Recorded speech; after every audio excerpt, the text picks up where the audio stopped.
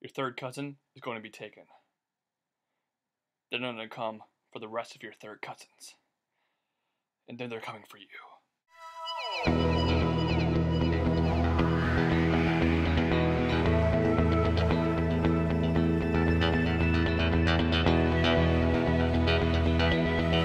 Taken 2. Kind of the most unnecessary sequel of all time. So this is the sequel to the 2008? 9? I don't remember the exact year. It's a sequel to Taken 1, or Taken. And I think Taken 1 was a really good movie. It was solid. I mean, it was kind of stupid and dumb, but it was a great, fun time. Liam Neeson was awesome in that. And I was sort of looking forward to Taken 2. I thought the trailers were alright. I knew it was kind of like pointless and didn't seem like the sequel would work, but I'd like, hey, it could be a fun time. Now, Taken 2's story is pretty uh, utterly dumb. The relatives of the people that Liam Neeson killed in the first movie went to like avenge them.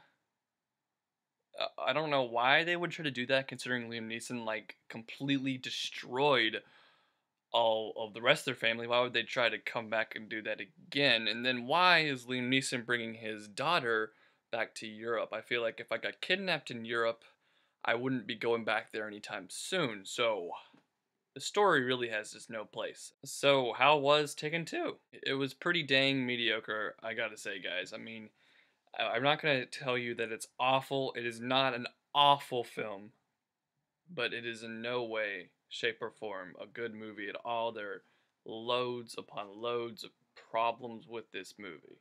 The acting, besides Liam Neeson, is pretty crappy, especially the villain. The villain is horrible in this movie.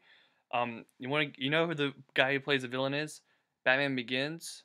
Interestingly, Liam Neeson was Batman Begins too, but the nice coat guy, and I call him the nice coat guy, Batman Begins. That dude, the homeless dude that Bruce Wayne gives his coat to, that is the person who plays the villain. So he has like no acting experience in his life, really. So this is just an awful villain for this movie. And then, besides Liam Neeson, again, all the acting is just horrible. The script is terrible. I didn't like the script at all. And the camera work. The camera work is so weird. They'll be closing up on like a fixed object, like someone's face.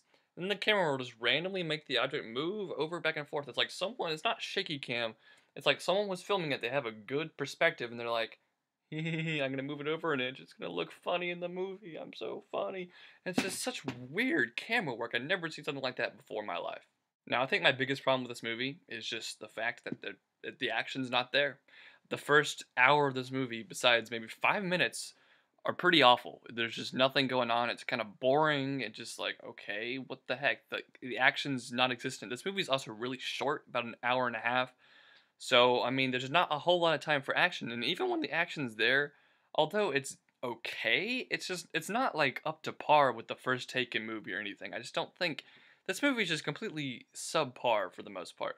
I just have to give them props though for, at least coming up with a sequel, because I think the sequel's plot premise, although it is really bad, could have been worse. But it is still pretty bad. And Liam Neeson is great in the movie. Got to give props to him. He can make the crappiest dialogue really good. But I still didn't really care for Taken 2. I'm gonna give it a 4 out of 10. This is Lee Parham. Please check out all my other movie reviews, and I'm signing off.